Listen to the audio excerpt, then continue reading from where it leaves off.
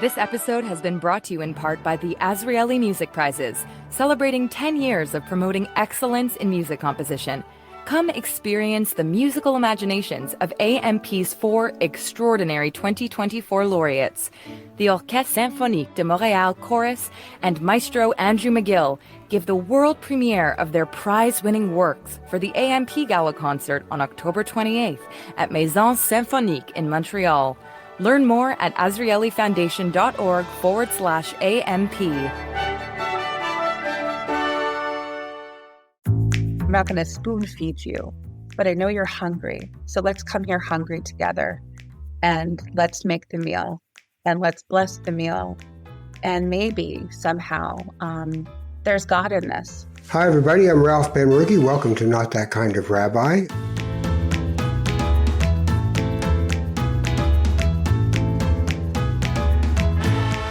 I've been thinking a lot about what is spirituality. How does it arrive for people?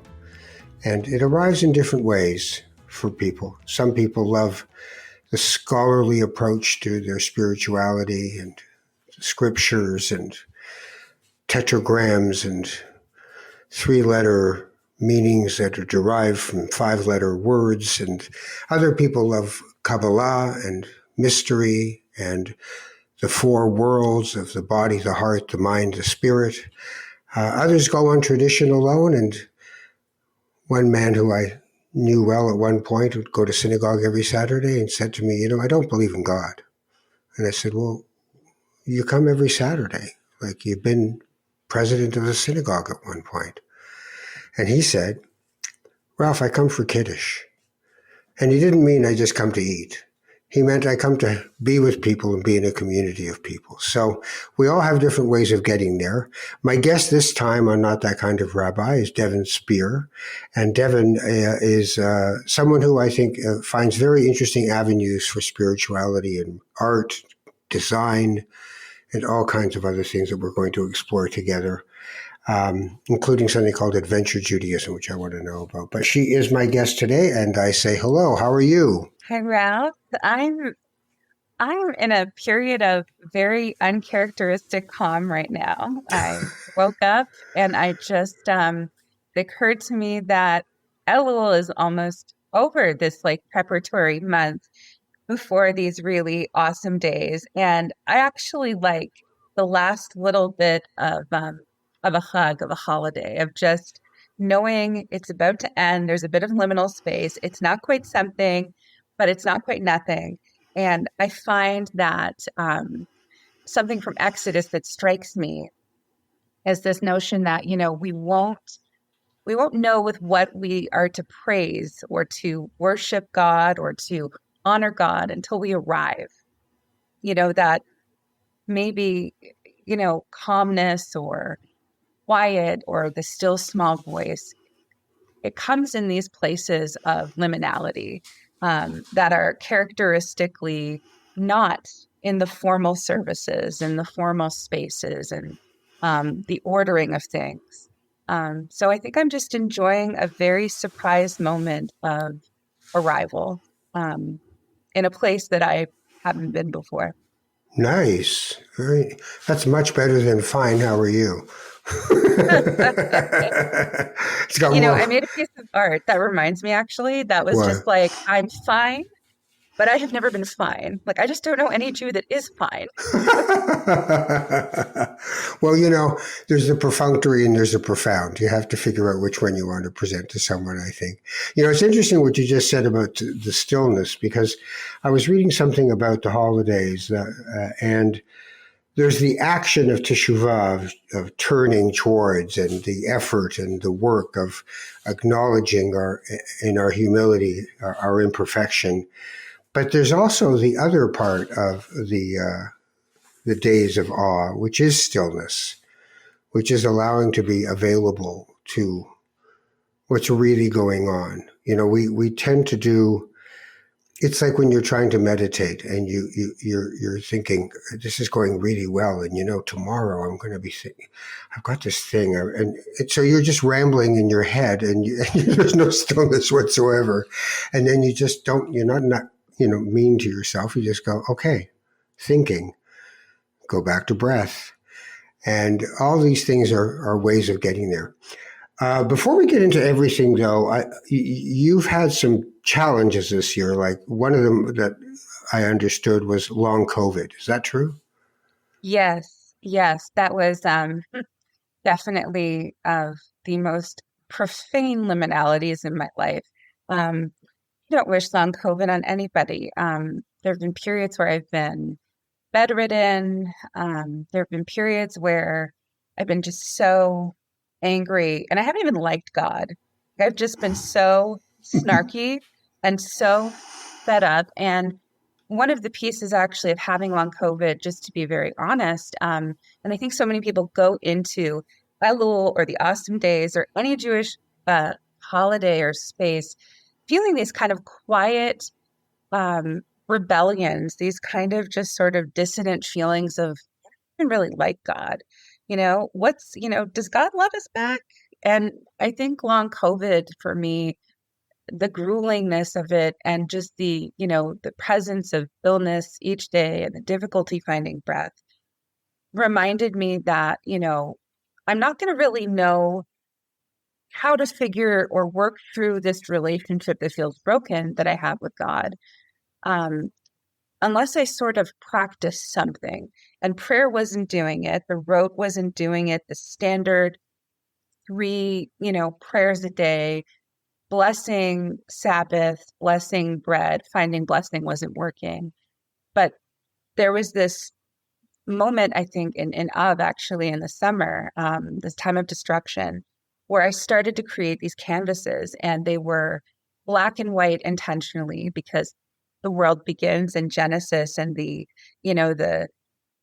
crewing of the deep into this place of primordial, murky longing, and also in the place of speaking. And so I just started writing these 19 worlds that came into these black and white spaces. And what I found out was that, which is something the liturgy is so clear about over the high holidays, that we all have so much brokenness. I think about Elul and Psalm 27. We're supposed to say it twice a day. And how I was always introduced to this time of preparation for the birthday of the world, for returning to God over Yom Kippur was that, the Lord's our light and we have to be right with God and, prostrate yourselves. Great of a rainier. And instead, what actually came to me was that, the opportunity of these days is that, there's birth and rebirthing. And I think that has to begin in the dark, or else what is it really? So I was reminded of this verse from that Psalm 27 that was, my mother, my father, my parents have forsaken me, but you, God, you stayed. Show me another path. And I think in Judaism, to know that we refer to our ancestors as, parents or mothers or fathers, to use that gendered language. And then to come back to that psalm that says, actually, parents can get it wrong. Narratives can be unpredictable, or they can be patterned and worth leaving. It allowed me to feel and be present in the long COVID and the struggle and the illness. And then when the time was right, the breath did come in that meeting of the white and the dark and the canvas. There's a lot in what you've just said. Let's think about it. Now. I think it's sort of like terms of engagement. When I say God, you say Fair. because working on the relationship. I have a lot of snark, Ralph. I'm sorry. Yeah, but no, don't be sorry. It's a way of life that's quite enjoyable at times. But what is God to you? Because you're talking about a relationship with something, and I think a lot of people struggle with even using the word, as a place keeper. So when you think of God, what comes to you? When I think about God, I think about the Mishkan. I think about the portable dwelling place of God in the wilderness, this kind of God box, if you will. And I don't actually think about the transcendence or the mystery or the overwhelming power of God, which are ideas of God that I grew up with, that I fell out with and still falling out with. Somehow in these times, I think about Vivian Silver, who was arguing with a radio host over peace as, Hamas stormed her kibbutz. Or my friend Rasha, who's Lebanese and who asked as a child, how do we make a house without a bomb? How do we make an unbombable house? And I think about all the people in Israel and in Gaza and in all the world that have a hunger and a willingness to meet people. I think about the gentleman I read about in Gaza who feeds cats out of the ruins of his house and comes back and brings flowers to the cats every day. And I think God exists in those moments of portability, of creating something that is out of the devastation and the bombs and the dust and the struggles of being alive. And that's why I created these canvases for this exhibit on the 2nd at Gerrard Art Space, because I felt that the narratives I was being told and taught about were all about God that is so removed. But I think the God of wilderness, of wildness, of Jewish liminality and of struggle and of space and time and difficulty is the God that comes up close when we are so far away and reaches out and argues and makes peace and listens and dreams and maybe even snarks a little bit. But it's just that pausing God that listens and that creates something that otherwise wouldn't be brought into the world. So that takes the nothing and makes it for something. That's what God is to me, I think. You talk about adventure Judaism. What's adventure Judaism? Adventure Judaism, wow. I'm reminded, so twofold. Before I broke up with synagogue, this was in like Jewish Life 1.5, where I was just so tired of just the kind of route of religion. My rabbi, Sharon Browse, talks a lot about this, about just the conventions and the shackling of stand up, sit down, behave. And so adventure Judaism actually came after I had done an escape room, like one of these, which is really quite terrifying if you're a person on anxiety medication, as and I'm assuming many Jews are, because I just don't think we should be subjected. And there's a timer. So, you're saying like, okay, the room will blow up and whatever. And you're thinking, okay, well, this is not true. It's a fake situation, but my anxiety is telling me there could be a bomb. Like, I don't know what's going on. So I took, of course, 14 anxious Jewish kids in a youth group to experience this. So we were all just a mess and medicated by the end of it, I think. But it came out of that kind of like escape room. We were trying to figure out how to get out of a situation and how to find keys and what to do with the story we were told, which was partly untrue. And as we were doing that, you get to learn a lot about people under stress and fear. And also just when you're kind of like in this place together and you're not supposed to do anything but be in this present moment of trying things and seeing what happens. And so what came out of that was when I was, connected to a synagogue, creating this program where I said, and parents were not happy at this point, but I said, I said, what do you want to do? They're like, we just like spending time with each other. And like, we have a bunch of questions. Can we just bring that and make breakfast? But it can't be early breakfast. So hobbits that wake up at noon, we would gather at 1:00 on a Saturday and make breakfast. And the questions that the youth had were powerful. It was, I want to be connected and involved in Black Lives Matter. But I've been taught that, politics doesn't belong anywhere and that to be Jewish is to be quiet. What do I do with that? And then there are other questions like, I think I have an eating disorder. And they were all given anonymously. And we would come around this table and we would talk and we would just share very 12-step like in a way with youth just making food, sitting where they were in the kitchen of the synagogue. And they could go to this service if they wanted to. They could daven or they could just be there. And there were other encounters, with local artists and people who are Jewish and Indigenous, Jewish and queer. Jewish and longing, Jewish and no God, Jewish and Palestinian. And it was just a place to hear people's stories, to know no question was wrong. And also that, the kind of religious routinism, especially that my rabbi Rose talks about, that isn't necessarily something that we have to do. And that there's that portability then, that God exists in the empty places, in the kitchens of pots and pans, to think about meditating on what it means to be just showing up and making. And we bless the bread and bless the meal together Jewishly with our words of our ancestors.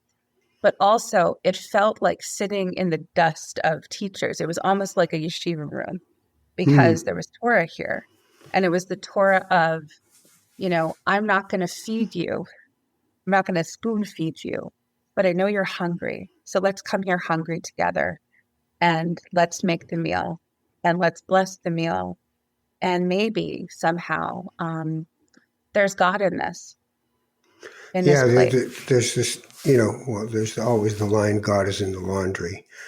And there's that idea that instead of looking up, look across and see how to interact with humans, with the planet, with yourself, the more spiritual aspects of it, as opposed to the architecture of ritual and tradition, which have meaning for many people, but for others, if you interrupted them in the middle of something and said, what are you actually talking about right now? They'd say, I don't know, but I like it.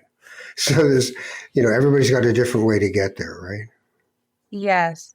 It reminds me, I'm a big fan of comics. I'm a very big dork, Ralph. And I recently was rewatching one of the, what was it? I guess it was a DC movie. And it was about the death, actually, of Superman. And there's this... Oliver Shellam. All right, keep going. Exactly. And Superman, of course, has been recycled in so many beautiful ways over time. So he's never quite dead. But there's this piece of art that's sort of surrounded by candles when he has died in this movie. And a piece of art reads, if you seek his monument, look around you.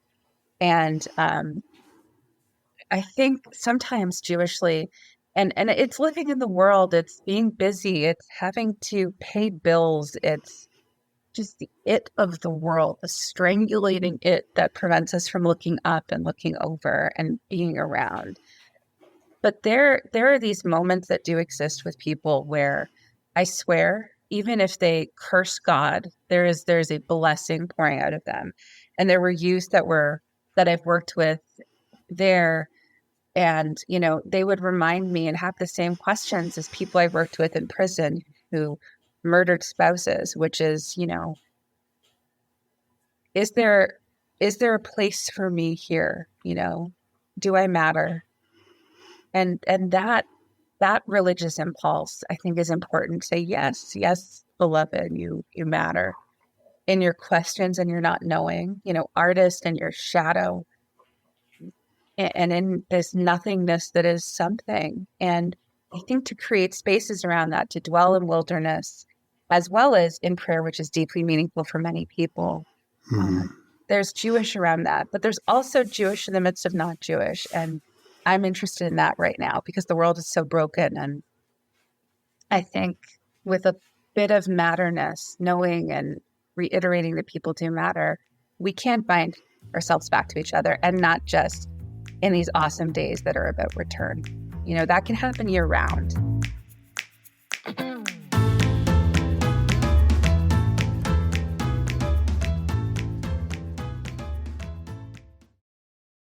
In Berlin, rumors are spreading. Holocaust victims, their bodies are just dug up. It's a shunda. But the truth is even more unnerving. Was your family in the Shoah? Dude looks like he was in the Shoah. As the world panics... This is some ritual, bringing the dead back to life. No, you said this wasn't illegal. It isn't, I don't think. One woman seeks the truth. These are questions you can't answer. And you're too afraid to even ask them. Justice, a Holocaust zombie story. an original audio drama from the CJN in association with the Ashkenaz Foundation. Listen now at the cjn.ca/zombies or wherever you get your podcasts. You do something called Jewish designs. Well, tell me about Yes. that. I love letters. I love letters and playing with them. And I was trying to find something that wasn't just, okay, Jewish designs, like, it's a Jewish person that makes it and that's that. But I didn't want to make something that was in loud capital letters because they honestly give me an emotional migraine. I wanted something that felt like, yes, Jewish with bite and with bark, to paraphrase Philip Roth, but also, there's things that I'm still struggling with, not just God, but, like the kind of like, just like when you're in the line at an oneg and there's like not enough cream cheese or you're, in the process of going to a family get together and the people that you're sitting with don't remember your pronouns, or they don't remember that you're like not in work because it's long COVID and you're sick, or just don't know how to relate to you, not what they want to see or what you're, what they think would be presentable, but like actual you, real you. And so I found in this sort of like this kind of demarcation of Jewish, which is the loudness, the cultural output that is like complicated and beautiful and brilliant and too much and extra and delicious, and all the food that we love that gives us stomach aches, but also like is really good for our neshamas somehow. And we keep coming back to that. And somehow we're just even more lactose intolerant with every generation. Like it's both a curse and a blessing.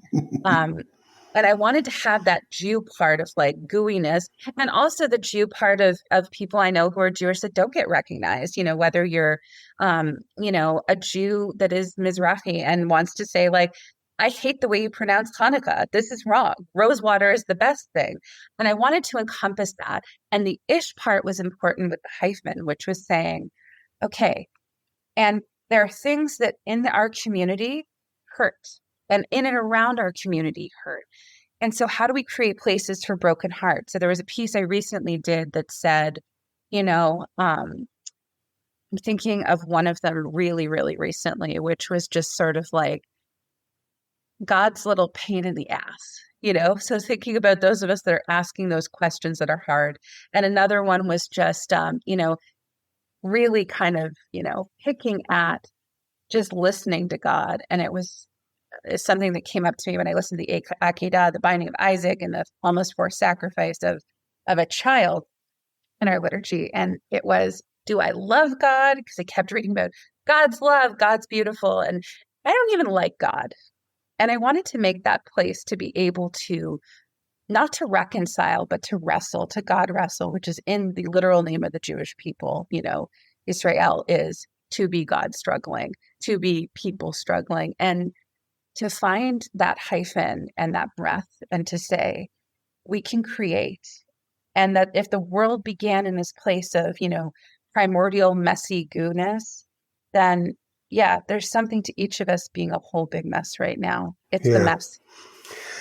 So where are we then Jewishly in this world after last year's events in October and with all the mess and goo and hate and fear and love, I guess. But where are we? Where are you in all this? I see so much trauma. I see so much communication, mostly on social media, but also in person, of just screaming. I have pain. Listen to me. Know my history, not just my name.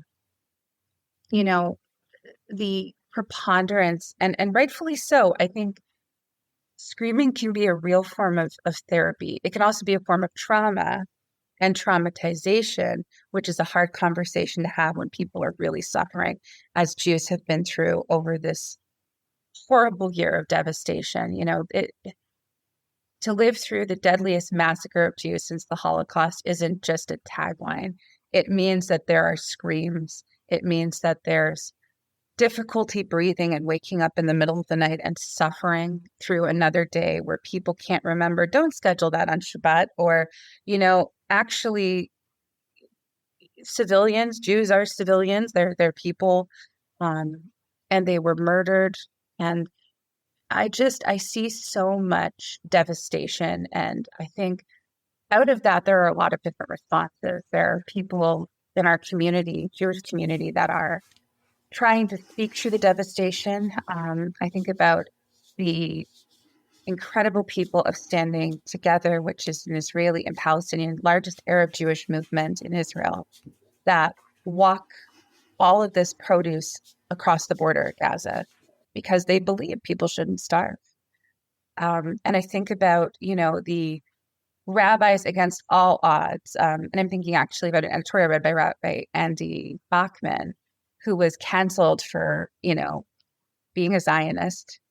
And his response was like, our job as Jews is to, and he said quite pointedly, argue and make peace. Like, it's supposed to be hard. And we're supposed to not just scream and yell and wander in the mud and the muck and the mortar and the brick of devastation, of degradation, but we're supposed to also reach out to one another, to love strangers, to mark this month of Elul, which is literally, and amazingly, a lot of people think the high holidays and they think, oh yeah, Jewish Lent, it's about guilt and it's about trauma and pain. But actually the acronym is all about, I am my beloved, and, my beloved is mine. Like we are pieces of each other. The love that we have for ourselves and our community has to extend to that which is not us. So I suppose the way that I cope is to find the voices and the struggles and the honest, broken hearts among us that are telling a different story, and also that are hungry to just for that breath, for that moment of breathness. And that's why actually, and it's controversial, I think, but I'm taking this exhibit with me to Michigan, and there's been so much violence towards Jewish students on campus. There was one student recently this week that was assaulted again. Last week, it was a student who was beat up because he had a yarmulke, and somebody was just like, oh, you're a Jew? And they beat this person to a pulp. There's so many stories of pain. All I could think about was on the 6th and on the 7th, I was invited there to bring my canvases. And one of those canvases says, and again, coming out of a faith, of tradition, a story of Abraham, of the parent of many nations, and also a religion that says, as in Psalm 27, our parents are not always right. Show me another path, God, and cling to me. I thought that the message I wanted to share there wasn't just Jews or, the violence is one side, the airstrikes, the death, the bombs, whether in Gaza or Lebanon. I didn't want to speak talking points and pick one side, but I wanted to say this message, and the canvas that will be there, that I will hold, is every person living and dying on this earth is our ancestor, not just the people you care about or like. It's the reminder that we are of many nations, and every action that we have involves someone else. You were on the rabbinic track. Sure was. but no more? I think like one of the things that I did not learn growing up, so that's kind of my roundabout way of saying I'm on pause. I really needed a shmita. I needed like a Jewish period of no doing. And the Sabbath wasn't enough. I keep Shabbat, and I take a day of rest every week. But I've had so many periods of my life of intense activity. And, whether it's been surviving insecure housing, or as a child, I'm an incest survivor. So there's a lot of undoing and difficulty of that experience, and of having to make my own chosen family, and of being adopted and trying to find out that, yes, I'm enough, and that, God is also my parent. And then there was just years of being in the world, and illness and lack of money and struggle. And the rabbinic path is beautiful. And there are so many incredible rabbis that are energizing the world with people-centered knowing, and really coming back to the powerless and to the people who suffer the most, and saying, God lives here in this place. So I'm still inspired and energized by Notion to make a teaching and a world of teachers that sit at the feet of the less powerful, the least powerful, actually. But I needed to take that break. I wanted to know that years from now, when I sit down with somebody, whether it's a wedding or just a conversation or I'm meeting someone, and they tell me the worst thing they're going through and that their heart is breaking, that I'm not going to be the person that says, the Jewish leader or person or community that says, well, you should just get back up, or that's, just keep going. Because I really believe in the presence of absence and a God of Jewish tradition that says the wilderness has a purpose. And I found that in my body and in this time of stepping back from making things to finding art in a very different way. So yeah, I'm on pause, but it's good. It's sucky because there's a lot of stuff in the wilderness. It's horrible and painful. Well, sometimes I tell people, it's good to take the 40 years or the 40 days or the 40 seconds and just wander. Stay confused. Yeah. It's always good to stay confused. The Chinese say to be uncertain is uncomfortable, and to be certain is ridiculous. Right? If only that is such wisdom. Yeah, there's time and seasons of not doing. And I think if more people were to take that piece that you generously gave me, life would feel gentler. And I think we could be gentler to each other too. Indeed. Which rabbinical path were you on? Which school were you in? So I was at the Academy for Jewish Religion in New York. So it was a pluralistic seminary. And I would study with people who were raised Haredi or who were ultra secular and couldn't talk about God. It was a spectrum. And I'm grateful. Sorry, I got to interrupt because I'll forget. Yeah, no. We did recently a podcast with Neshama Karlebach, and she's actually applying to that school to go into the rabbinic track now. So she might be Wonderful. A classmate if you go back. How do people find you? What's the website? Tell people how they can find your work and your art and your projects. Sure. So I'm in a lot of places. So a few things. So online, best way to find me is actually on Facebook under Devon Spier. You can find me on an artist page there. You can find me on Instagram at Devon_Spier. And also, if you like the whole in-person thing, I'm encouraging people to find me in the next few months. So I am going to be having an exhibit in the window of Gerrard Art Space, 75, Gerrard East. And that's going to be from October 2nd to 9th. And if you are loving Michigan or you love college football or somehow you find yourself in Ann Arbor, I will be there from October 2nd to 15th, where I will be doing a multi-city tour of the exhibit. Google that, my friends, and you'll be able to see. It's been such a pleasure listening to you. You have such deep wisdom, which is why I asked about the rabbinic path, because I would hate to see you not contribute some of the most wonderful things to that path, because each rabbi is another branch of the tree. So it'd be great to see you grow in that learning, in that teaching, and in that wisdom that you've gained. Sometimes quite difficult gaining that wisdom, but sometimes quite beautiful, I would imagine. So I really want to thank you for doing this with me. And I wish you only good things. May you have a meaningful fast and a meaningful set of exhibits that you're going to do. And it'll be good and hard to keep your heart open when there is, as you said, so much turbulence around that idea. So you take care of yourself, okay? Thank you so much, Ralph. And thank you for holding my heart. I think this program is so important to just give us space to beat again. And I'm deeply appreciative of you and the wisdom that I get to sit in from over here. So thank you for nurturing a world of heart. That is no small thing. Thank you.